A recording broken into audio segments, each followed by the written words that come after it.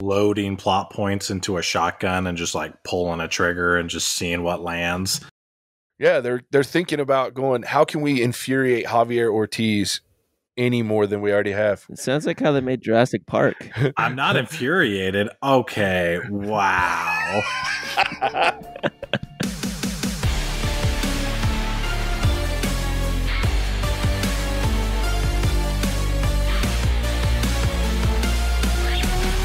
Welcome back to the What's Our Verdict TV podcast, where we fashion ourselves television judge and jury. My name's JJ Crowder. I'm here with my co-host Mattson Heiner. Better red than dead. Javier Ortiz. What is up, nerds? And Ian Anderson. Some shit. All right, today we'll be discussing the season finale of Westworld, season 3, episode 8, titled Crisis Theory. I think we all definitely understand the name of the title of the episode there, so we won't go into too much of that, but I'll just open it up. What do you guys think of this episode? Like spoiler free? No, we never do spoiler free with this one. Oh, right. Okay. This one, they know. Don't come if you haven't seen it.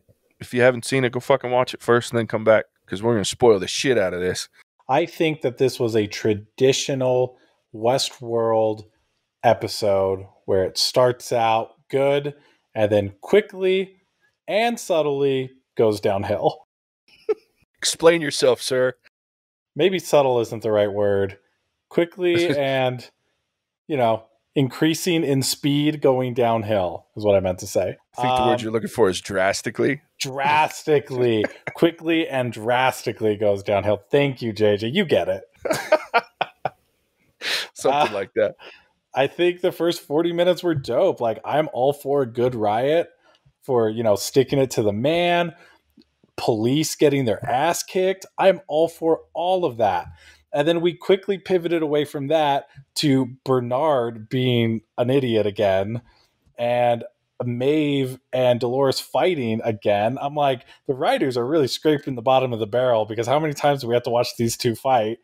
And I don't know, there's a weird Halo thing, and you were so close with guessing Serac's thing. Oh, dude, so close. I felt like I was close enough that I still said I was really close to right. Yeah, you were super close. Yeah, for a millisecond, I looked at Casey when I fucking got it. And then I was like, almost. I actually did too. I was like, JJ did it again.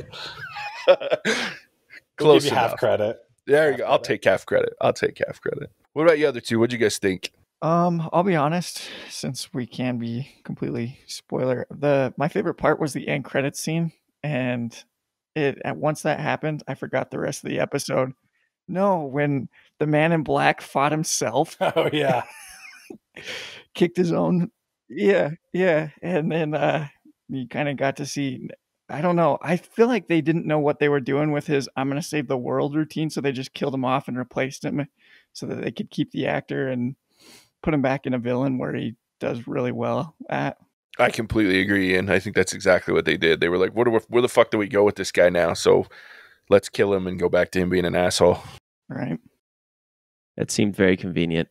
What were my thoughts? One of the parts, again, I seem to always be annoyed by this. When Delores is fighting all these bad guys, especially the scene where they're on that like walkway bridge and there's like, 8 dudes, and somehow she is like just superhuman and takes all of them out and doesn't get a bullet wound anywhere. And these are supposed to probably be highly trained soldiers. Stuff just annoys me so much that I'm like, I don't know. It's just, it's a pet peeve thing for me, I guess, with Westworld. And then she appears to be stronger than Maeve, and I'm like, I don't know. I just don't get that stuff. I thought they explained that. So part of that was the body. So when they switched her new exoskeleton thingy, that's actually her original body.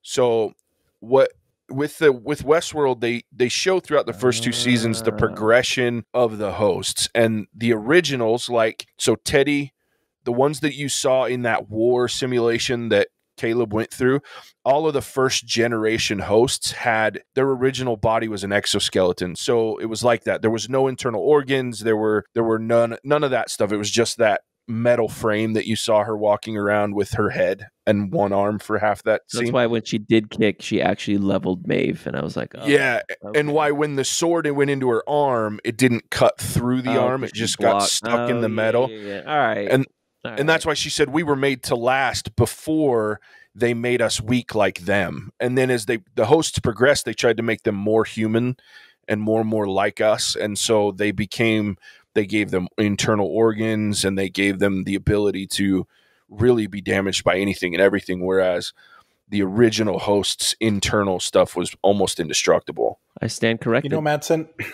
that's not the part that bothered me. The part that actually bothered me from that scene that you're talking about on the boardwalk was just a couple scenes ago, she like broke through these chains, didn't even skip a beat, just like stood up and just snapped these chains. And in that scene, there's two just normal sized police officers like almost dragging her to the ground. And then like the next scene after that, she throws Maeve through a fucking car. So I'm like, can we have some consistency? Like, how strong is she? Is she stronger than chains, or is she weaker than two regular police officers? Like, where's her strength? It'd be really hard to put that on, like a bell curve, You're so not invited to season 4. With any luck, it just gets canceled. I think that's been his goal. Yeah, I guess my final initial thoughts. So I like left it just not. If I got to be honest, I'm just not feeling very passionate about what's moving forward. It just kind of seemed like, all right, you knew Charlotte Delores was going to go rogue, and I guess she decided to F everything up, F the whole world. Maybe is her plan or whatever. But I don't know. Like I wanted, which is way different from Dolores' original plan. Like, points for creativity there. Yeah, super different. And I didn't feel like I wanted there to be like a great ending and wanting me leaving more. But to me, I'm just like, okay, like season 4 is coming. There's still so much we do know, so much we don't know. Caleb just seems like a regular dude that is just lame, and yet he's supposed to be the leader, but I don't know. Like, that's just how I feel. I don't have a lot of words. It was just kind of like, eh.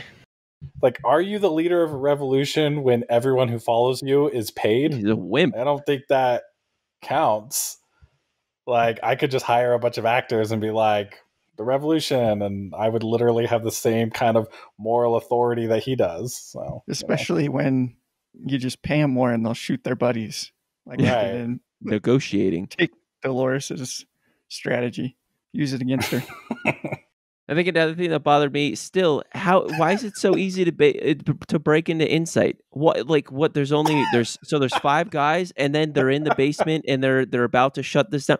If they have so much money and they know they're coming, put up an army in front of the building. Like, come on, that just doesn't make sense to me. The police was, dude, whatever. I was more frustrated that he could just waltz into a police like chopper. And it takes him right there? Takes him right there. Whoop. That was my biggest beef with the episode. But. No. That was predated by someone saying, that's your ride. And so that's how that works. Oh, thanks for explaining it, Javier. Yeah, no problem. Got it. That's not a problem anymore. Insight doesn't know that they're coming and they can't do something. I'm just like, dude, this all predictive machine. Rohoboam just started to be like this little like 3-year-old that you have to change its freaking probably a 2-year-old change its diaper, and like it can't do anything. Like, let JJ has a remote. Let me be the voice of reason here. Yeah, let's take this point by point, JJ.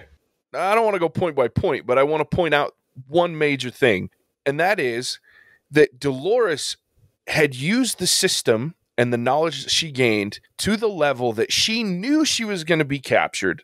She knew Rohoboam was going to plug itself into her, so that she could use that being plugged in to then give Caleb complete control of Rohoboam. If she has that kind of foresight and has the ability to read this machine and its predictions to that level, I think she can send a fucking police helicopter that'll take his ass to Insight. Just saying. Rohoboam was controlling the world, and then all of a sudden, one Delos machine all of a sudden trumps all the algorithm and everything that was built into this, and is more powerful than this computer. That's what annoys me. Like, where did she learn all? Like, and it just surprises me because Rohoboam's supposed to be this super intelligent machine, but by the end of it, it's just like a USB port.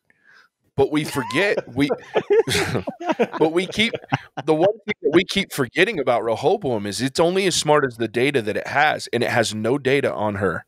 It has no real data on who she is. That's why it wants the data from the key that she has and from all the Delos data, because that will give him the ability, Rohoboam, the ability to predict everything within the world. Right now, he's got a blind spot when it comes to Delores, which is why she's able to outsmart him in almost every situation, which is why every version of Delores is able to outsmart him in every situation, because it's only as good as the data that it has, and it has no data. But wasn't it building data up for, like, I don't know how long the time period of the show was, like a couple of weeks, like a month maybe? Well, she was out in the world for 3 months, but she was using a different name. She was using different data. So at best, it thinks that her original name of Laura, I think it has 3 months worth of data on that person, but it doesn't have any of the data that, because I guarantee she doesn't have like social media accounts and shit that say, hey, I'm Delores, which is where it got all of its information. She's not like live streaming all this. But they couldn't connect those two people together. And then now I'm just going straight up petty. But it just seemed like Rohoboam just became, and you make good points, JJ, that it's only as smart as the data it has. But I thought it would have been able to piece together and infer maybe from Serac saying, hey, I've made some connections, run these projections. Let's see what could potentially happen. Let's be more prepared. Didn't seem like that happened. But to your credit, I mean, there was that blind spot. So, well, and I get what you're saying there too, but what we learned is that Serac was only doing what everything the machine told it to do. He had no free will whatsoever, to the point that his conversations were dictated by Rohoboam. So I don't think he would have been able to fill any kind of data. And it goes back to previous episodes where we talked about, he goes in full of confidence and then he fucks it up. But that's because it's the machine that's doing it, not him. He's not even trying to use what's happening in front of him as, using any intelligence that he's gaining in the moment, because all he relies on is this machine to tell him what to do. You can even see he loses his shit at the end of the episode because he's just wanting it to tell him what to do when he's laying there on the ground and he's like asking it to come back and talk to him. He's having a mental breakdown because he doesn't know how to be himself anymore. He's not dead, right? We're assuming. It didn't seem like he died. Seemed like he was alive, but you never know because we've already seen the kickstart of the new humanity, right? With at least in the post-credit scene where it's all the dusty world and. Yeah. I got a question for you, JJ. What was with Charlotte, like, taking over Delores? And I'm assuming she was the one that kind of like shut her down there when she got captured, or like, what was that all about? Yeah, so that was a question that I even asked. I looked at Casey and go, now how the fuck did she pull that off? So I'm not sure.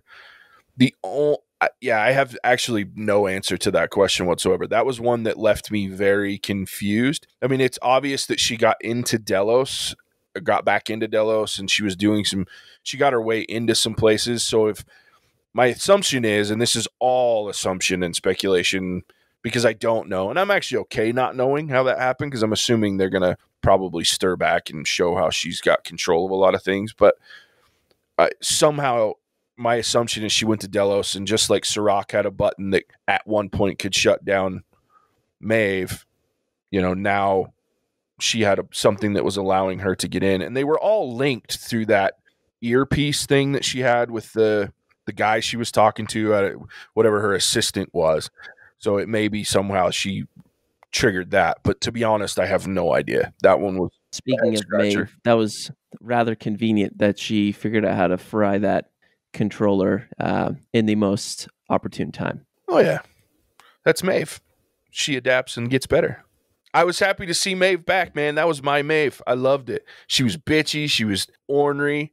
Saying darling every 30 seconds. It made me happy. That was my Maeve. I've missed her for the last couple episodes, letting somebody control her. That's some bullshit. Maeve never lets that happen. So I was happy to see she was back on point. And I laughed. When the lights went out, I was like, oh, you guys are so fucked. That was a cool visual. Yeah. The machine guns going off. Guns going off and the flashes of light. You can kind of see her striking each of them. That was kind of cool. There was a scene that I kind of missed that went over my head, was the Bernard with the old dementia lady. What happened there? What was that? That was Arnold's wife. So that's why she calls him Arnold. Correct. That was Arnold's wife. And so that one was a little interesting to me as well, but I think part of the reason that it helped me a lot because Bernard this season has questioned everything that he's been doing. And he's kind of been that way throughout because his keystone memory going back to first season was his kid, Charlie, and that his kid's death, right? Because that was Arnold's keystone. That was what caused Arnold to really lean into Delores and helping these hosts become human, or at least as human as they can be, was the death of his son. It really rattled him. So when they recreated Arnold, they gave him that keystone, and he always carried that weight. Like he talked to his wife about how Charlie's always there. He always carried the weight of it being his fault and how he disappeared and he didn't do anything for his family. So it kind of held him back. And I really enjoyed the flip of at the end, he was willing to even put Stubbs in a bathtub and go, sorry, dude, you're fucked until I can have time to fix you up because I have to do this. And he actually made a concrete decision to go, I'm done. So that conversation with Arnold's wife and realizing that it's okay to be sad and to dwell on those things, but you got to keep moving forward. You got to make those decisions. I was really happy to see. I think you'll see, hopefully, I hope that you'll see based on what they showed us with Bernard and in the post-credit scene, that determined look on his face when he wakes up, comes out of the great beyond. I really think that you'll see a much more decisive and forward-thinking Bernard than we have even back in the first two seasons, because he's got that crutch of his son holding him back is gone, and he knows what to do with it thanks to his wife, or Arnold's wife. But yeah, that's Arnold's wife. So based off the post-credit scenes and everything, it certainly seems like Charlotte Delores is building a bunch of hosts that they want to supersede humanity. And the original, because I said a long time ago, that's one of the things I questioned that Delores wanted to do. Clearly, the real Delores didn't want to do that. She just wanted to break down insight and the change on humanity. But now it seems like hosts versus humanity. Yeah, she's building Skynet, man. Yeah, exactly. Basically. Yeah, good point, Ian. Pretty We've much seen the it. rest of the story. Like, we know how this one goes. Just sprinkle in a little time travel and we got it. Yep. And Connor's father back in time. So our resident Westworld JJ, I'm assuming Delores has probably come back next season, and Maeve probably is. I feel like Rohoboam's gonna, if Serac is still alive, maybe they're gonna try and reboot that. I mean, what are your speculatory things for season 4 and beyond? I definitely Nice. Just made up a word. I love it. I think obviously Maeve. I don't know about Caleb because we don't know how far in the future. Obviously, it's not that far because William's still alive and looking halfway decent. I mean, old, but he's not looking any older than he was at the end of this season. So I'm assuming like a couple, 3 or 4 years, maybe. It looked like the desolation of human race based on Rohoboam's prediction was like 150 years from then. So I don't know. Maybe it was just those couple of mass deaths, and maybe everything's changed. But I think you'll see the Man in Black in his new form, with Charlotte being the real problem. There's still a version of Delores out there with what's his name? The old Lawrence character that helped Bernard at the end there, or early in the episode. So there's at least one kind of original Delores alive. So that may be transferred. I would imagine that they're going to transfer that into a body that looks like Delores at some point, because I just have a hard time believing they're going to get rid of Evan Rachel Wood. She's the face of Westworld pretty much. So I don't see that happening. But Maeve, I will definitely be back, probably in some sort of helping out Caleb role, if I had to guess. I have a hard time believing, because we didn't see Serac die. In my opinion, if you don't see them die in this show, they're not dead yet. So even if you do see them die, they're not dead yet. I was just about to say, and half the time, even when they do die, they're not quite dead. So I wouldn't be surprised if maybe there was a Serac there somewhere as like a 1 episode nod or something like that. Well, I feel like Solomon's going to come back and play, because that computer system is not destroyed, and if that was the brainchild of Rohoboam, so I feel like maybe that has something to do with the future seasons. It very well could. It wouldn't surprise me if not Solomon, then they also talked about other iterations of Rohoboam besides Solomon, which very well could be in warehouses similar to the one Solomon was in. And it wouldn't surprise me if, something that they could do, just off the top of my head, is have some faction of humanity has found a one of these machines and has used it to help them in whatever way they might use it, right? So that could be an interesting storyline. And off the top of my head is they find one and use it for nasty benefits or good things, maybe. I don't know. But I think there's a lot of open things there. JJ, you forgot, in your speculations, you forgot one of the most important characters. What, is Stubbs coming back? Fuck, he better. Because they kind of just left him in a bathtub full of ice, and that was the end of Stubbs. I like how you put ice on there. It's been like 4 years. Like, didn't do anything. Yeah. Well, I just love, like, he sits him in there and throws him in the bottle of booze, and it's just like fucking. It was such a funny scene. And his next to last line is "Fuck you, Bernard." And then he leans out of the tub trying to see what Bernard's looking at, and he's like, "What the fuck?" I love Stubbs. They better bring him back. He already survived shooting himself in the head, right? So yeah. Worst thing is you find him rotted in a bathtub. That'd be interesting too.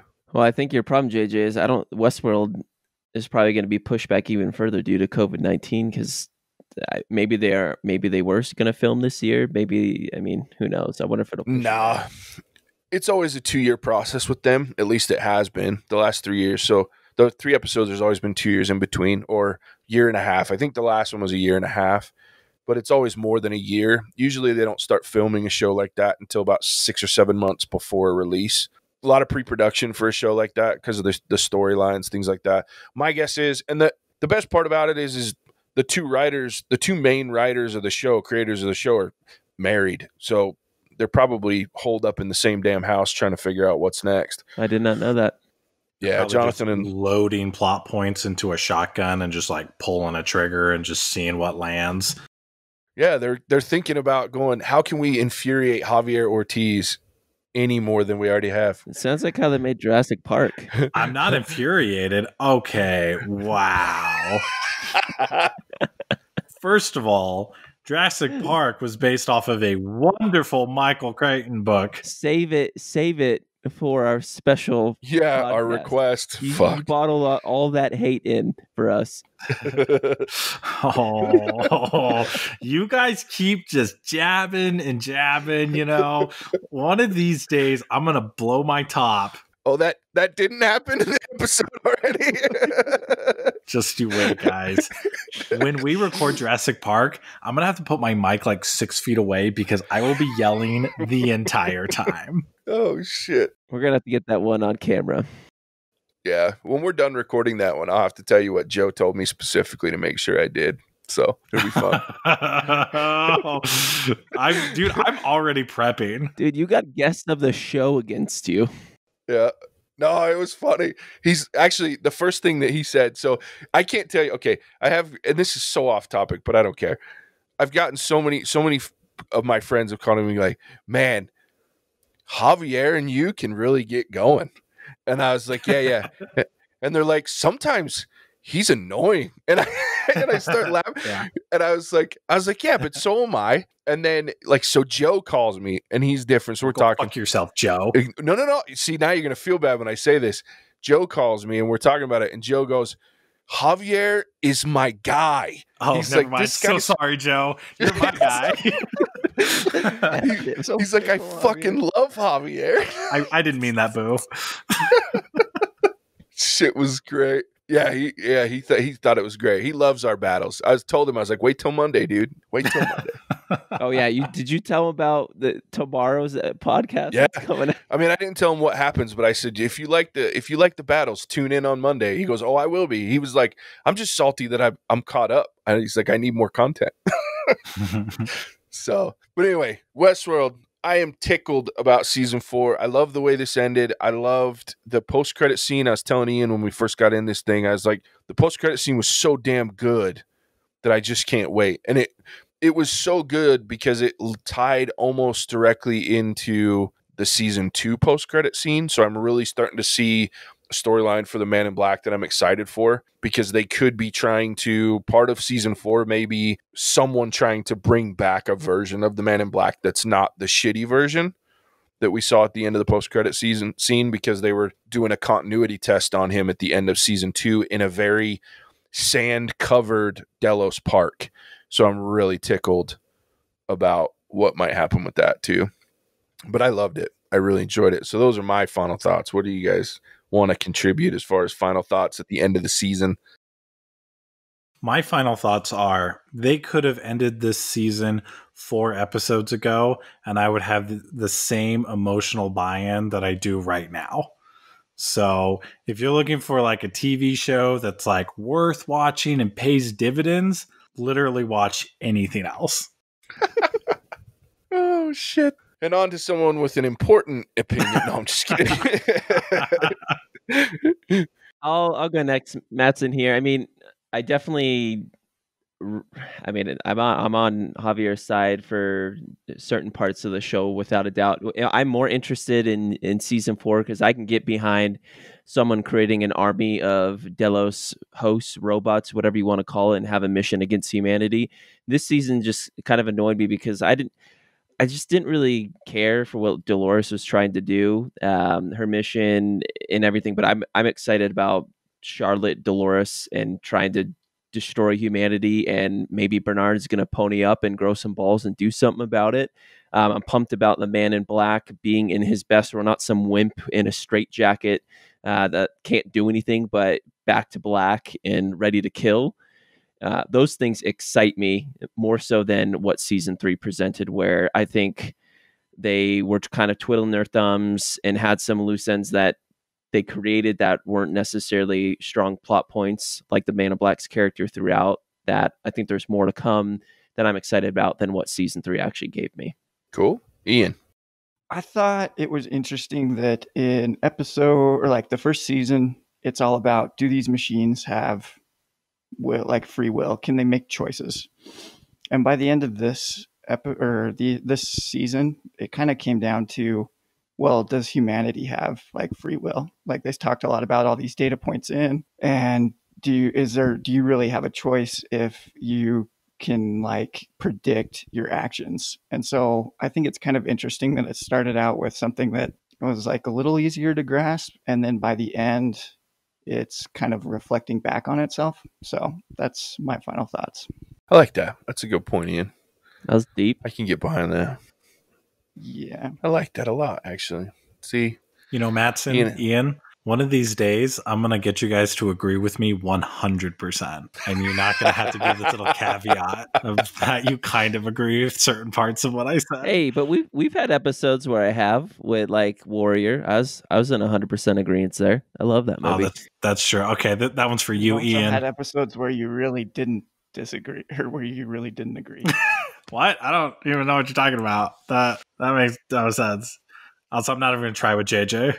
We will have those without a doubt. But I think to Ian's point, like Westworld, like I just didn't allow myself to get as deep as maybe I would with like movies or something. I think part of Westworld, I just didn't want to go as deep because it was exhaustive to me, and I wanted it to just be a little bit more straightforward and just get to the violence and the action that I wanted to see, where sometimes it's a little bit more cerebral than I'm looking for in a show. That's fair. And that, and you guys know this about me. That's one of the things that I lean into this show about, and kind of like what Ian was talking about. I love the dynamic, because you can watch this show. Well, I can watch this show from episode 1 of the first season to what we just finished now, and literally see all of the through lines and the twists and turns of all the different character development throughout each. And I won't lie, I think I said this early on in this podcast of this season. Caleb was not my favorite character the first few episodes we saw him, but at the end of it, and part of that is I'm not a huge Aaron Paul fan, so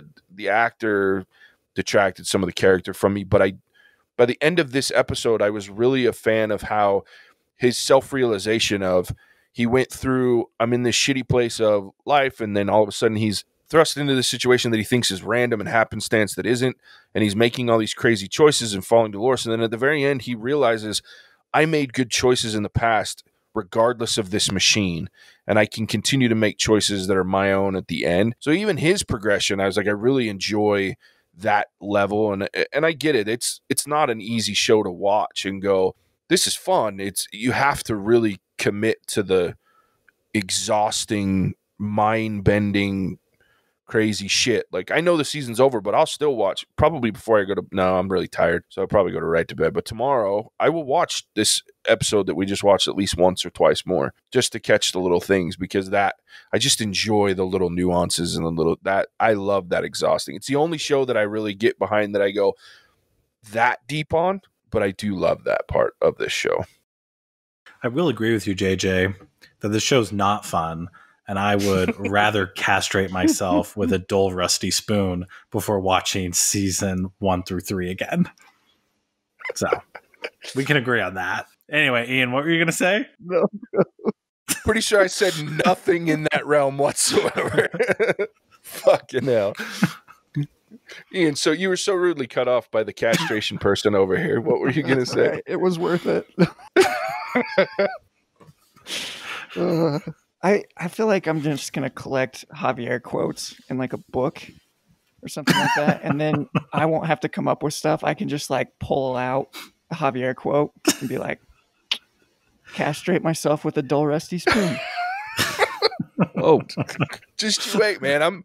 I'm in the process of building a proper episode that's just going to be the best of Javier. I can't wait. Dude, But, Man, if people thought I was annoying before, wait till they hear that. it's all right. Joe will like it. Exactly. Because Joe's my boo. Is he though? He is now. Him now. I was going to ask, is there any reason why the maze keeps popping up? Like, I noticed in this episode they had like the maze with the man in the middle spray painted on the wall. Is that supposed to like trigger something? Is that kind of just like a little Easter egg? my guess is it's just an Easter egg. I did catch those, but they've been that way. Like, you'd find them throughout all 3 seasons, but I think in this season it was more of meant to be like a "did you see it" kind of thing. Gotcha. Okay. Yep. Just curious. Cool. Well, I think that's all we got to say about that. But yeah, Mattson, where can they find us? Great question, JJ. Well, you can find us wherever fine podcasts are found. Apple Podcasts, Spotify, Stitcher, or wherever you fancy a podcast. Specifically for our TVs, you can search us at What's Our Verdict TV. For our movies, you can find us at What's Our Verdict Movies that we release every Monday morning. Socially, you can find us on Instagram, Twitter, and Facebook at What's Our Verdict Podcast. Please feel free to give us a follow on any of those social media channels, and don't forget to subscribe to our podcasts that come out weekly, as well as leave us a 5-star review. We'd love to get that from you so we can give you a shout out. And if you want to suggest any movies, feel free to slide into those DMs or hit us up at our email at hosts@whatsourverdict.com, and we'll definitely accommodate your requests and see if it's something that makes sense for us to review. Perfect. Thanks, Mattson. All right, ladies and gentlemen, that was Westworld Season 3, Episode 8, the finale. And that's all we have to say about it. That's our verdict, and we'll catch you on the next one. Thank God. Bye-bye now. Cinemagic out.